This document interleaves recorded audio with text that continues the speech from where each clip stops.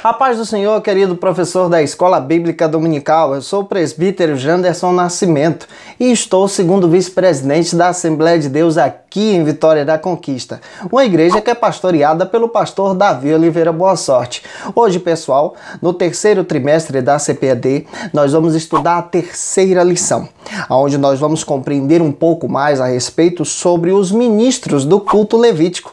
E eu acredito que vai ser bênção de Deus para as nossas vidas. E nessa aula de hoje nós vamos entender muito a respeito desse ministério. Então vamos que vamos? Vamos aprender um pouco mais da palavra de Deus em nome de Jesus?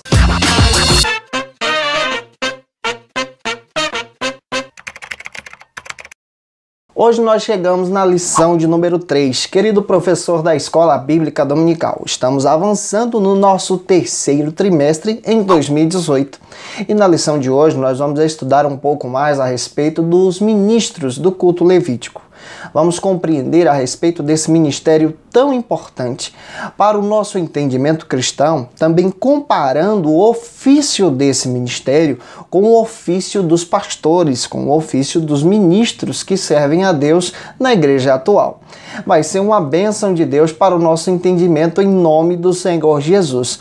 Você que está chegando hoje aqui pela primeira vez, eu gostaria de te convidar. Aproveita, se inscreve no nosso canal, passe a ser um dos nossos alunos. Vou ter o prazer de te receber por aqui.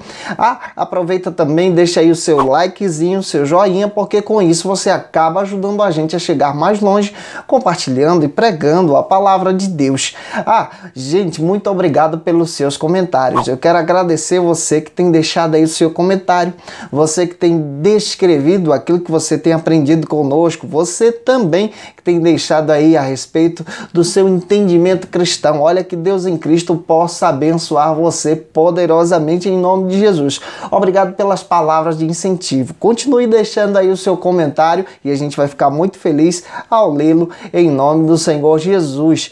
Hoje a gente está estudando a lição de número 3, onde nós vamos estudar um aspecto muito importante da classe levítica. Nós vamos estudar o ministério sacerdotal. Nós vamos estudar a respeito dos ministros que exercem esse ofício. E é claro, querido professor, que é muito importante a gente ter em mente sobre esse assunto para poder explicar muito bem em nossa sala de aula na Escola Bíblica Dominical. Norman Geisler, descrevendo a respeito do livro de Levítico, ele sugeriu que esse livro fosse dividido em duas partes. Duas partes por quê? Porque nessas duas partes nós vamos compreender um pouco mais a respeito do assunto que esse livro traz para a gente. A primeira parte trata sobre o seguinte assunto: como nós nos aproximamos do Deus Altíssimo, que inicia do capítulo 1 ao 7 através dos sacrifícios e continua através do capítulo 8 a 10 por meio do sacerdócio. A segunda parte que Norman Geisler sugere a respeito do livro de Levítico é como um meio de alcançarmos a santidade. Essa segunda parte também se divide para a gente poder até tomar como anotação para poder até apresentar para os nossos alunos. Do capítulo 11 ao 16, através da santidade. E do capítulo 17 ao 27, por meio da santificação. Ou seja, o livro de Levítico é um livro que fala sobre santificação. E hoje, na nossa lição de número 3, nós vamos estudar a respeito desse ministério sacerdotal. É claro que ao iniciar a sua aula, é muito importante, querido professor, que você apresente o texto bíblico da lição. O texto bíblico, ele acaba te ajudando a ter um norte sobre o assunto que você vai estar trabalhando em sala de aula e ensinando para os seus alunos. Não se esqueça também de apresentar a verdade prática, porque a verdade prática ela é uma espécie de resumo de todo o assunto que a gente vai descrever em sala de aula também. Não se esqueça de apresentar o texto áureo. Se possível, peça a um aluno na sua aula para ler o texto áureo. Isso vai te ajudar a poder dinamizar a sua ministração. É claro, querido professor, que você precisa ter em mente, isso aqui é importante, que a sua lição possui 3 objetivos específicos.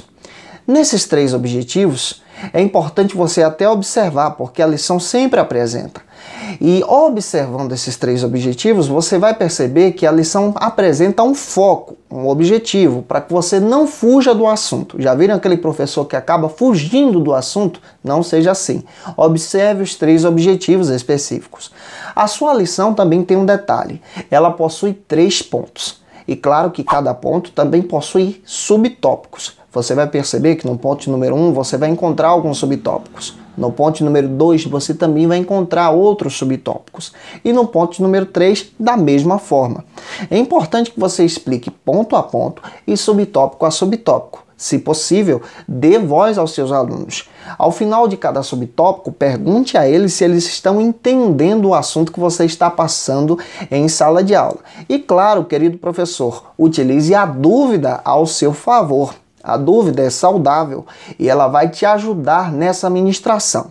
Não tenha medo de discussões na sua aula, porque a discussão ela acaba produzindo esse crescimento cristão do seu aluno. E claro, os alunos também têm a sua participação, isso é saudável, isso é bom para que a sua aula seja uma bênção para a glória do Senhor Jesus. É claro que nós estamos estudando sobre a consistência de um chamado divino para os sacerdotes.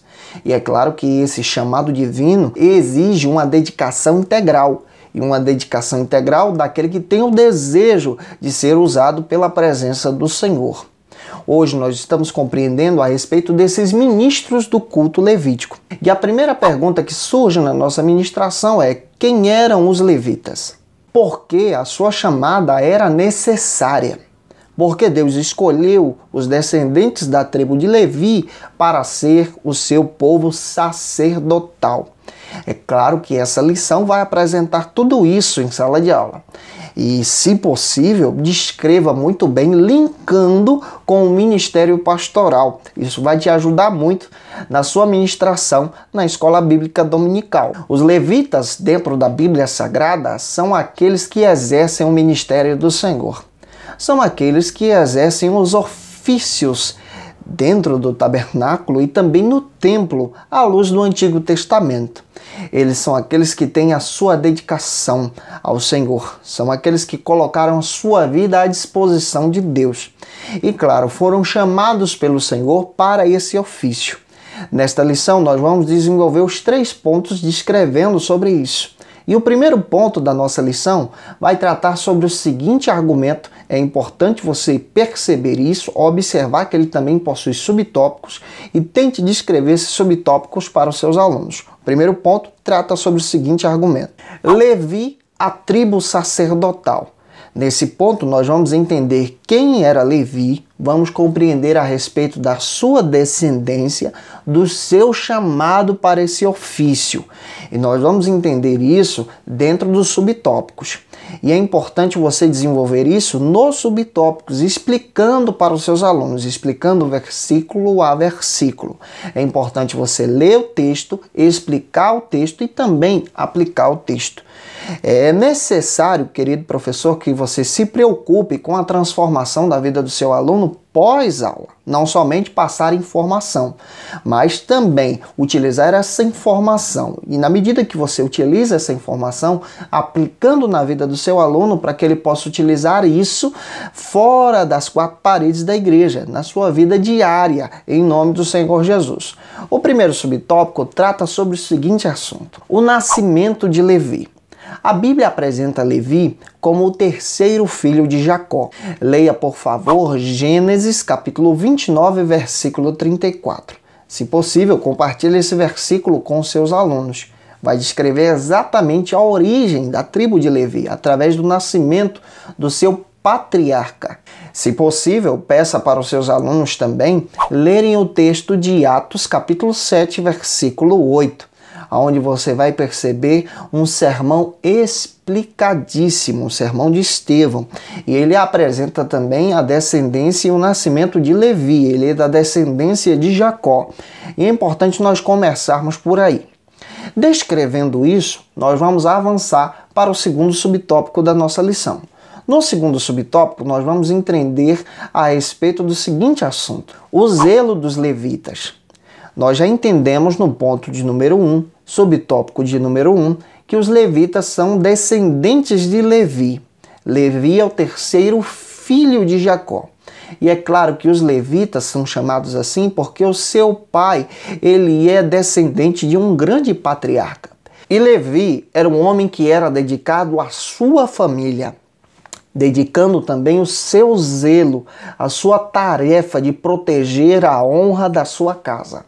Quando nós estudarmos o segundo subtópico, nós vamos entender a respeito do zelo dos levitas. E isso era algo que era trazido de geração a geração, pai ensinando aos filhos. E também os descendentes de Levi também herdaram esse zelo que o seu pai apresentou na própria Bíblia Sagrada. Leia Gênesis 34, versículo 25 ao 31, onde você vai encontrar a passagem bíblica apresentando o zelo de Levi por sua família, o zelo de Levi por sua irmã, que havia sido violentada. Levi guarda a honra da sua família, guarda a honra da sua casa, é zeloso em proteger a sua família. Isso é importante apresentar para os seus alunos que Levi, o pai desses sacerdotes, era zeloso com o seu lar. Os descendentes de Levi, os levitas, também eram zelosos. A própria Bíblia apresenta que quando os israelitas se dedicaram à idolatria, a adorarem o bezerro de ouro, os levitas se ajuntaram com Moisés para combater a idolatria. Isso está escrito em Êxodo 32, versículo 26 ao 28. Se possível, peça aos seus alunos para lerem esses versículos. Você percebe que o pai dessa família era zeloso por sua casa. Os levitas eram zelosos pelo Senhor. E Deus percebeu tudo isso. O seu zelo, o zelo em guardar a sua casa, que é inicialmente primordial. O zelo em guardar as coisas do Senhor, a honra e a glória devem ser voltadas para Deus. Isso é dedicação dos levitas. Antes de serem chamados para o ministério, eles já eram zelosos com as coisas de Deus. Segundo a Crônicas 26:17, o próprio texto bíblico faz questão de dizer que os levitas eram homens de firmeza, homens de caráter, homens que eram dedicados àquilo que faziam. E percebendo isso, você pode avançar para o terceiro subtópico da sua lição, que trata sobre o seguinte argumento: a vocação sacerdotal dos levitas. Nós percebemos que Levi era zeloso com sua família. Os levitas eram zelosos com as coisas do Senhor. E a partir de agora, no terceiro subtópico, nós vamos entender por que eles foram vocacionados. Vamos entender por que os levitas foram chamados por Deus. E é claro que, observando isso, vamos tentar também linkar com o chamado pastoral, para poder aplicar também na vida dos nossos alunos. Deus chama aqueles que são zelosos com a sua família, como Levi. Deus chama aqueles que são zelosos com as coisas do Senhor, como os levitas. E Deus chama aqueles que se dedicam às coisas dele, ao seu chamado, à sua missão, à sua obra. Isso é muito parecido com o chamado pastoral que nós exercemos hoje em dia.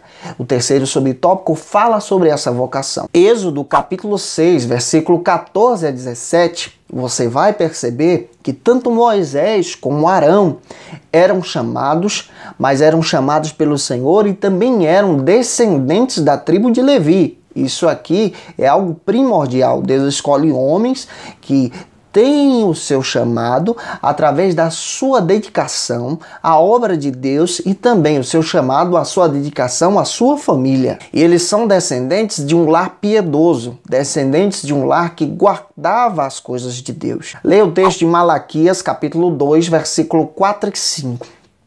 Você vai perceber que o próprio Deus tinha uma aliança com os descendentes da tribo de Levi. É assim. Deus tem uma aliança com aqueles que se dedicam a Ele. Deus tem uma aliança com aqueles que se dedicam às coisas dele. Deus tem uma aliança com aqueles que são seus servos. Aplique isso na vida dos seus alunos. E é muito importante que você leia o texto de Números, capítulo 3, versículo 45.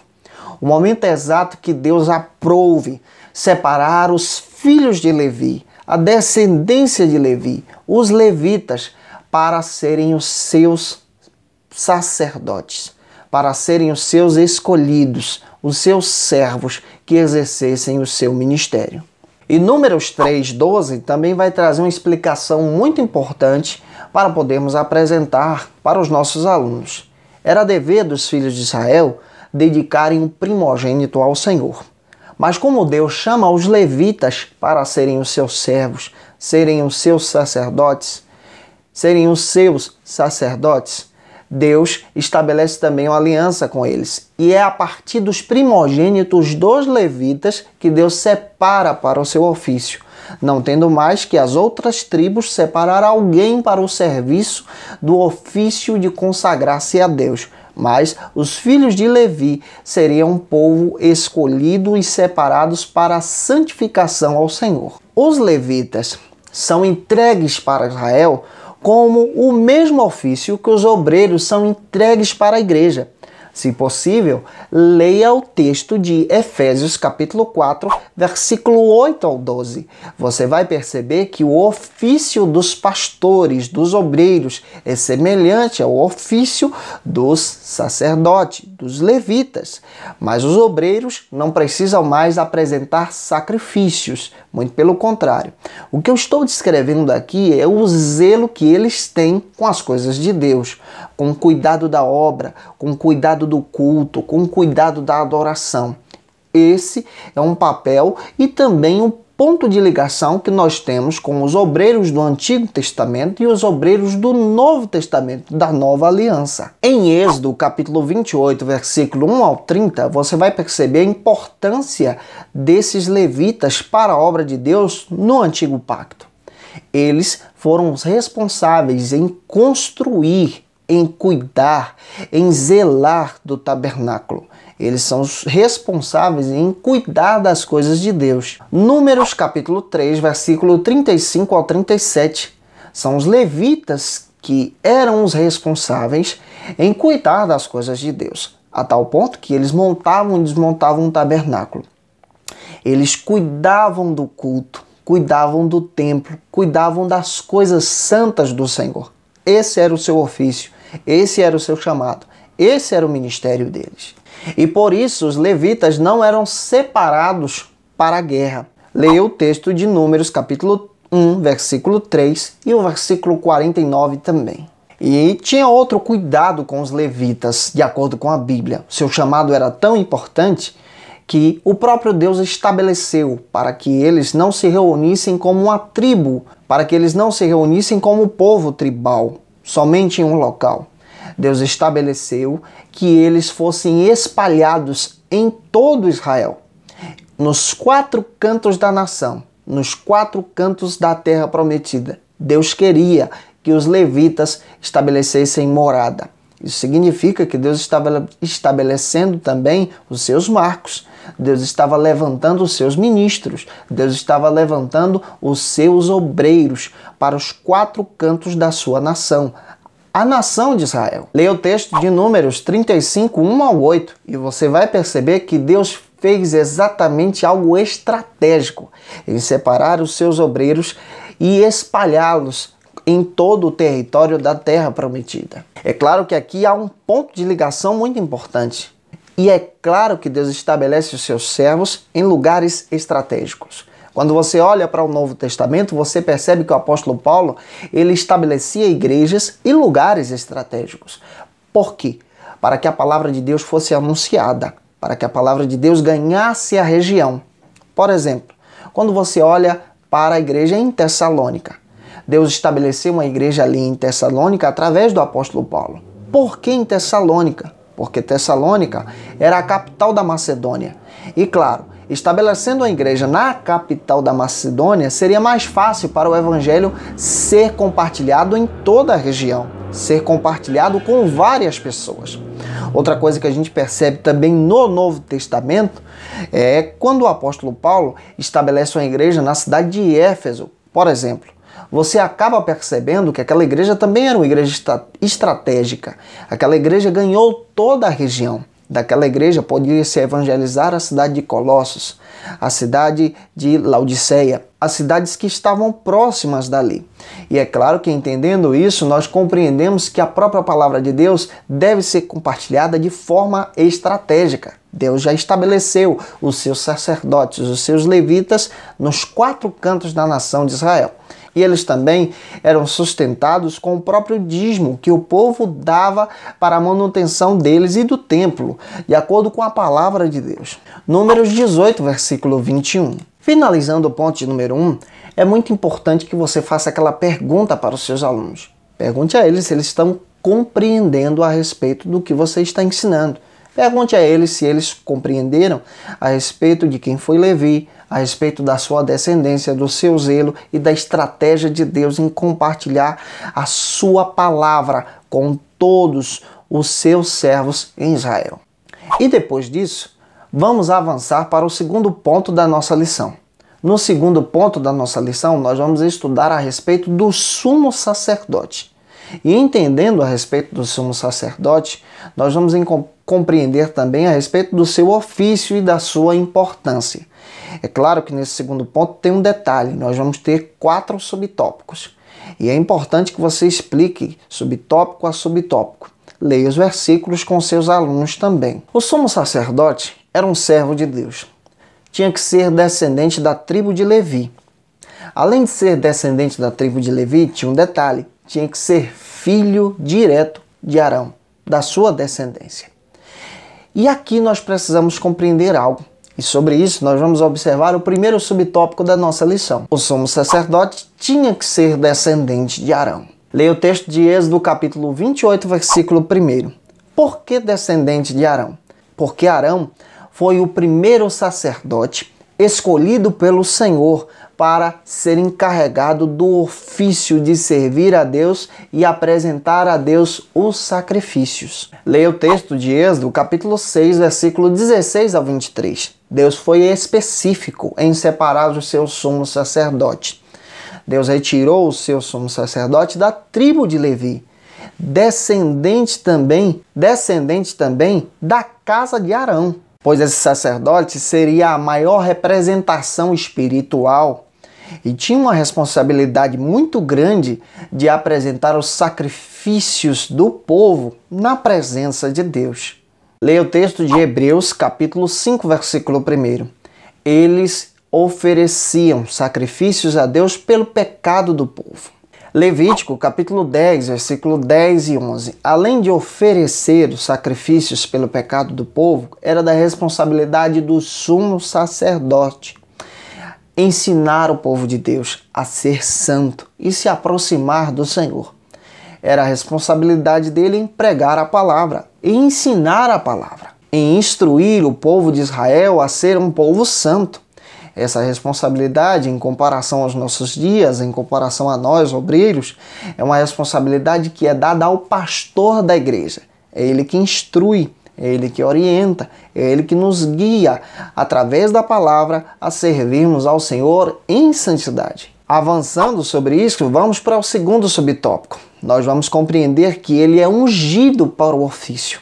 Ele é separado por Deus, consagrado, ungido para o ofício do sumo sacerdócio. Leia o texto de Êxodo, capítulo 28, versículo 41. Foi Deus que determinou. O sumo sacerdote precisa ser ungido na minha presença. Precisa ser separado diante do povo, para que o povo compreenda que... Gente, como isso pode ser compartilhado para os nossos alunos de uma maneira muito prática? Você vai perceber que o ofício também do pastor é semelhante ao ofício do sumo sacerdote. Ele é separado por Deus, ungido por Deus diante do povo, para que esse povo compreenda que ele foi separado para exercer um ministério pastoral. Leia o texto de Hebreus capítulo 5, versículo 1, você vai perceber que o próprio sumo sacerdote tinha o ofício de instruir o povo de Deus e de levar esse povo de Deus à presença do Senhor. Após a leitura, se possível, vamos avançar para o terceiro subtópico. No terceiro subtópico, nós vamos compreender sobre o seguinte assunto. O cargo de sumo sacerdote era um cargo vitalício. Aqui entrou uma diferença muito grande com o ofício pastoral. O cargo de sumo sacerdócio, à luz do Antigo Testamento, era um ofício vitalício. De acordo com a Escritura, isso era passado de pai para filho. Tinha que ser descendente de Levi, descendente de Arão. Apresente o texto de Números, capítulo 20, versículo 23 ao 29. Você vai perceber que após a morte de Arão, o próprio Moisés orientou ao povo de Israel e orientou ao seu filho Eleazar, a tomar o seu lugar como sumo sacerdote diante do povo de Israel. E em Josué, capítulo 24, versículo 33, você percebe que Eleazar ele é substituído por seu filho, Finéias. E aqui dá-se a entender que era um mandamento. O sumo sacerdócio era algo que era estabelecido por Deus, passado de pai para filho. Todavia, no Novo Testamento, essa observação já não era mais utilizada. No Novo Testamento, já era instituído diferente, politicamente falando. Mas a partir do nosso olhar no Antigo Testamento, nós percebemos que isso era dado de pai para filho. Dentro do ministério pastoral, o ofício de pastor não pode ser passado de pai para filho, como uma descendência, como algo vitalício, somente naquela família. Dentro do ministério pastoral, nós entendemos que o pastor precisa ser chamado pelo Senhor, precisa ser separado por Deus.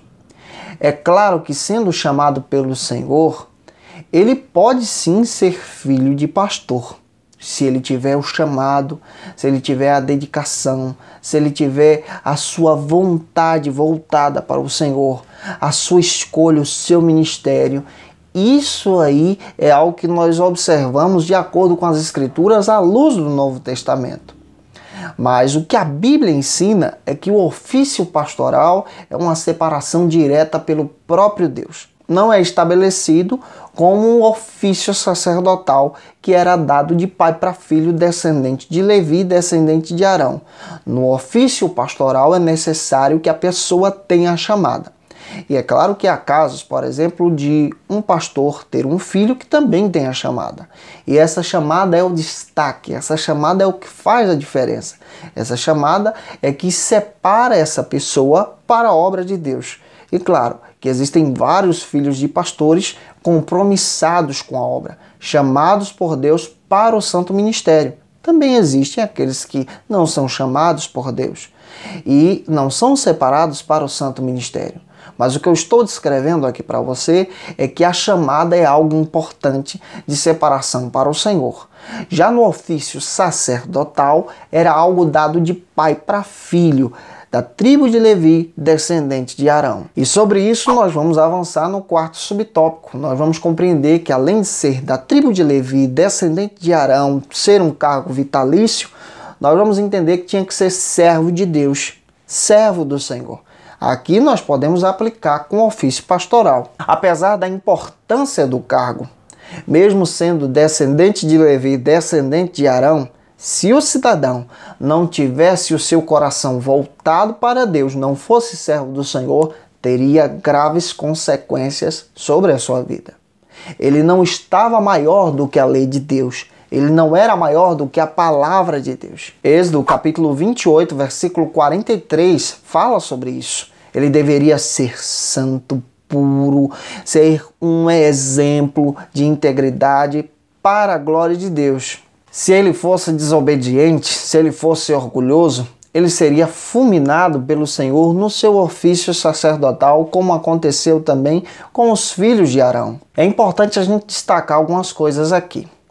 O sumo sacerdote nem sempre fazia todos os sacrifícios no ofício sacerdotal. É claro que ele fazia os sacrifícios principais, como por exemplo, levar o sangue ao altar do sacrifício. Isso está em Levítico capítulo 3, versículo 2. Era ofício dele. Ele deveria ser puro diante do Senhor. Ele deveria uma vez por ano estar diante de Deus perante a arca. Isso era ofício dele.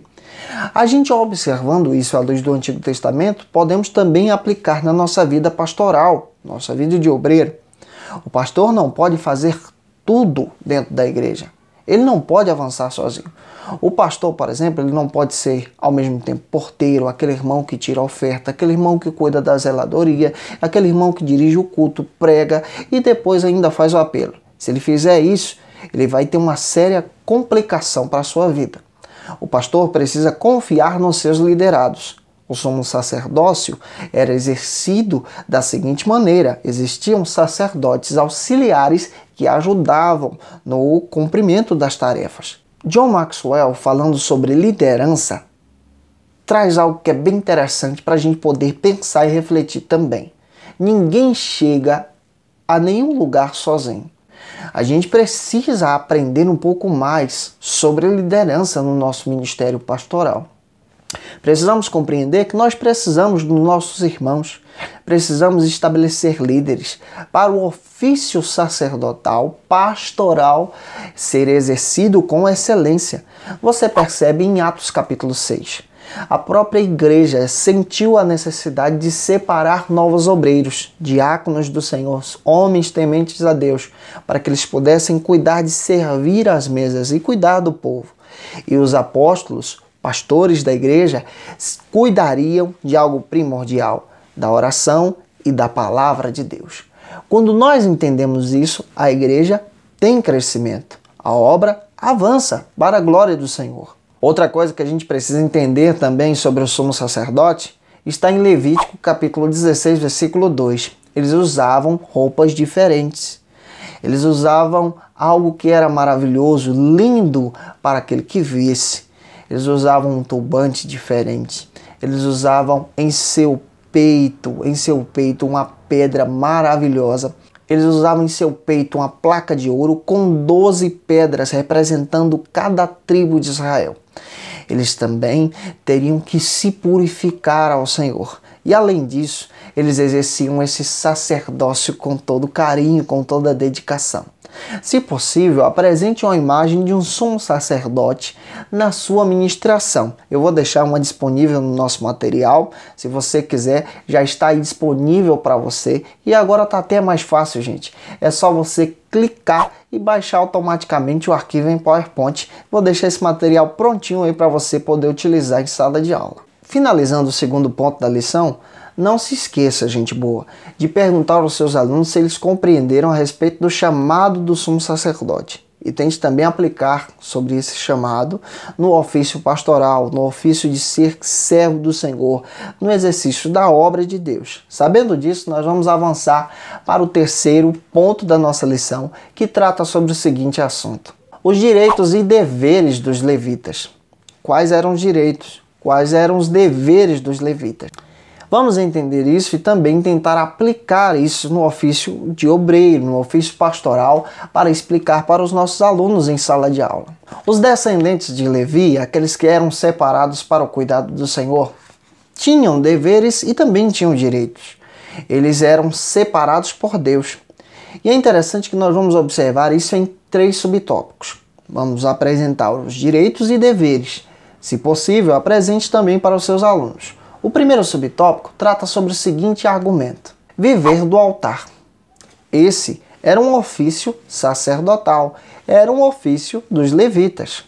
Levítico capítulo 7, versículo 35. Já que eles eram separados exclusivamente para cuidar das coisas de Deus, para cuidar do ofício em santidade para o Senhor, eles deveriam viver do altar também. Nenhum deles tinha direito, por exemplo, a ter uma terra por herança.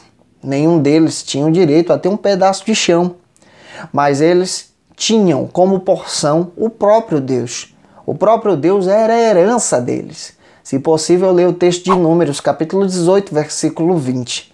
Deus era a herança dos levitas e não uma terra, uma propriedade. Era o próprio Senhor que era a herança daqueles servos do Senhor.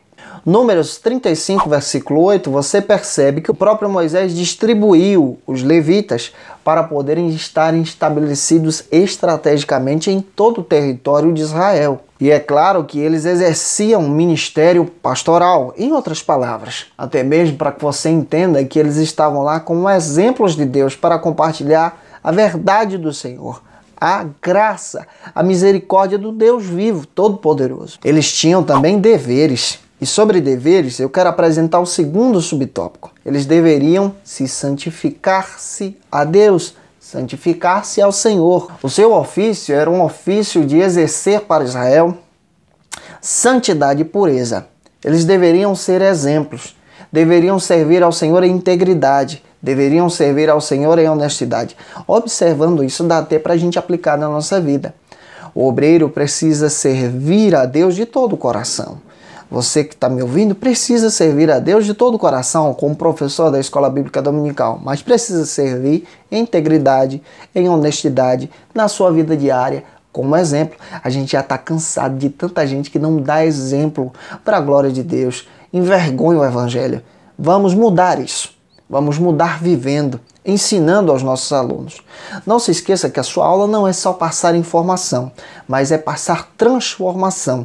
Se preocupe em ensinar isso e aplicar na vida dos seus alunos, ensinando-os a servir a Deus de todo o coração e alma. Leia o texto de Êxodo, capítulo 28, versículo 26. Viver em santidade em nossos dias, assim como os levitas viviam para a glória de Deus. Levítico 10, versículo 1 ao 3. Se um levita ou um sacerdote profanasse o ofício de servir a Deus, seria punido severamente. E o terceiro subtópico fala sobre algo que é importantíssimo, que dá até para a gente aplicar na nossa vida. Tornar-se um exemplo de pureza e de moral, de integridade, para a glória de Malaquias capítulo 2, versículo 1 ao 10. Os sacerdotes eram referências como exemplos de moral, de pureza, de integridade nos seus dias. Deveriam servir ao Senhor em toda a dedicação. 1 Samuel capítulo 2, versículo 25. Os filhos de Eli não exerceram esse ministério com integridade, com pureza, e por isso o Senhor o julgou. O Senhor foi juiz dele e os matou. Em 1 de Pedro capítulo 1, versículo 15, Pedro chama a atenção dos nossos irmãos em Cristo, dos obreiros da casa do Senhor, chama a minha atenção e a sua atenção, que nós precisamos viver em santidade para a glória de Deus. Viver em santidade, irmãos, não é somente você vestir uma roupa adequada, uma roupa que demonstre que você é um cristão. Você precisa viver em santidade, por exemplo, quando você recebe o troco errado, e aí você devolve por honestidade. Você precisa viver em santidade quando você, por exemplo, cuida de alguém. Quando você está em um ônibus lotado e você está sentado e chega uma mulher grávida e de repente você cede o lugar para aquela pessoa sentar, ou um idoso. Isso é viver em santidade, de uma forma que glorifique a Deus com as nossas atitudes. A gente precisa ser honesto, comprar e pagar. Como cristãos, devemos ser um exemplo para a nossa sociedade. Leia o texto de Salmo 110, versículo 4. Nosso sacerdócio, nosso ministério é eterno. Foi Deus que nos chamou para esse ofício. Hebreus capítulo 7, versículo 13 a 17. Deus me chamou, Deus chamou você como sacerdote diante da sua presença, porque Cristo é o nosso supremo sumo sacerdote e nós exercemos esse ministério para nos aproximarmos de Deus. E finalizando a nossa lição, incentive os seus alunos a viver em santidade. Se possível, pergunte a eles o que eles entenderam sobre a lição. Eu espero que Deus em Cristo possa abençoar você. Que essa palavra, gente, fique no seu coração. Quero lembrar você que o material já está disponível, gente. Esse trimestre a gente está facilitando para você. Estou deixando um link na descrição. Você clicar e baixar automaticamente o arquivo já em PowerPoint para você utilizar aí na sua igreja. Gente, um grande abraço. A paz do Senhor Jesus. Deixa aí o seu comentário. Segue a gente nas nossas redes sociais. E que Deus em Cristo te abençoe. Até mais na nossa próxima lição de Escola Bíblica Dominical. Tchau, tchau, em nome de Jesus.